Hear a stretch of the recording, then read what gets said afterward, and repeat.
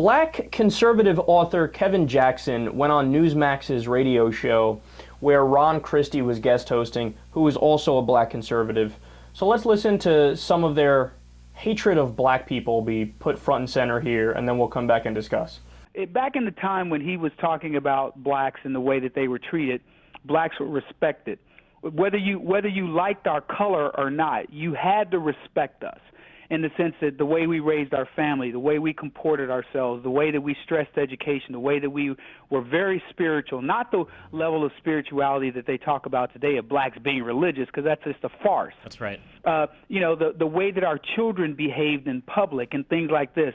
We are a far cry, blacks in general, from that description of black America. In fact, it's embarrassing when you look at the Trayvon Martins and these kids that just killed this Australian guy for no reason, these knockout gangs, and people that have been raised to hate white people, essentially slapping other blacks in the face who have paved the way and have built a country that has created iconic black figures, people who are known worldwide. Go to anywhere in the world and say Muhammad Ali, say Tiger Woods, say Oprah Winfrey, say Michael Jordan, and on and on. We have the most iconic blacks. We have the largest black middle class, the largest number of black millionaires per capita, the largest number of black billionaires, the largest number of black first in the world. And yet, you can't get black people to shut up and just enjoy being a part of the greatest country that has allowed that to happen. Yeah, just shut up already. Why are you complaining? Just deal with your situation in life. How dare you try to make it better? How dare you try to make things equal? What do you want to make things equal? You want equal pay for the same work? Shut up already. What the fuck is wrong with you? God, all of their arguments were so bad. So first, you heard him say, well, look, when blacks were second-class citizens and we weren't allowed to vote and when we were segregated from white people, at least we were respected. Wait, what? So when you weren't respected, specifically within the eyes of the law, you weren't respected. It was at that time that you were respected.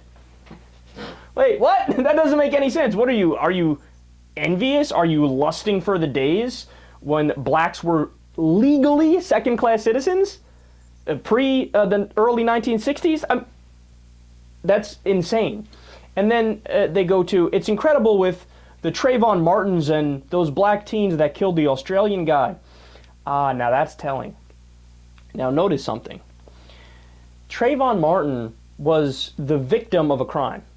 Okay, no matter what you thought about him personally, or I know the conservatives would harp away on what was on his Facebook page and some pictures of him that came out. No matter what you think of him personally, nobody disagrees that he was the victim of a crime. He's dead. He's dead, right? So he's a victim, but you just compared him to the perpetrators of a crime that committed murder. Why would you do that? There's no connection. It's like when Zimmerman's brother compared Trayvon to DeMarquise Elkins, who was on trial for killing a baby. Why are you comparing the two? The only connection between the two is that they're black. And if that's your only connection, then isn't that by definition racist? I don't see any other possible interpretation of it. One person's a victim, the other person's a perpetrator, and you go, oh, no, they're all the same. No, they're not. One was a victim, the other was a perpetrator. But it gets worse. And then they go to the old Michael Jordan argument, which I've heard so many times from conservatives, and every time it's equally as dumb. They're like, hello, like 10 black people are doing really well, so shut the fuck up already. It reminds me of an old Chris Rock joke where he basically says, and I'm paraphrasing here, that, some people think in order to get out of the hood, you need to learn how to play sports. Well, they're wrong. You could also rap. And of course, it strikes at a truth that, of course, there are some black people that end up doing really well and end up getting incredibly far in life and overcome the statistics that are overwhelmingly against them. But it's limited, and we really haven't fulfilled Dr. Martin Luther King Jr.'s dream until we've reached a much higher level of equality. Not equality of results, but equality of opportunity. And that's what these idiots don't get, is that in the African American communities, they don't have access to equal opportunity. So let me give you a couple concrete examples as opposed to speaking in generalities. So one example is that school systems are typically funded by property taxes. Now, in a lot of black communities, property taxes are either low or there are a lot of people that rent the place that they live. So the school districts are significantly less funded. And guess what? If you can't afford to pay teachers well, and you can't afford to have updated textbooks, and you can't afford great after-school programs and, different sports groups that kids could go to, and there's no structure, no organization, there's going to be consequences to that. Especially if the parents are working 2 jobs to make ends meet, or 3 jobs, and the kids don't have anybody to go home to or any structure. Then they might, turn to a life that conservatives would be against and liberals would be against. So it all starts with the lack of material funding. That's incredibly important. And also, there's just systematic disenfranchisement. I mean, studies have literally proven that. So, for example, I always go back to the resume study. There was a woman who has a traditionally African-American sounding name. She put out her resume through all the different websites, Monster.com, you name it, it was on there, right? And she got no hits. Had a very detailed work history. She had a lot of work experience, no hits. When she changed her name to a white-sounding name, boom, automatically the first day, plenty of hits. There was literally no other factor than the type of name that she had. One traditionally African-American, one traditionally Caucasian. But I don't know what the counter-argument is to that. What do you want her to do? Not have the name that she has, go change it because society is so fucking stupid that they look at her and they assume a whole bunch of negative things? There's the eBay study. One white hand holding an iPod trying to sell it on eBay. All the information is there. And a black hand also trying to sell an iPod on eBay. All the information the same.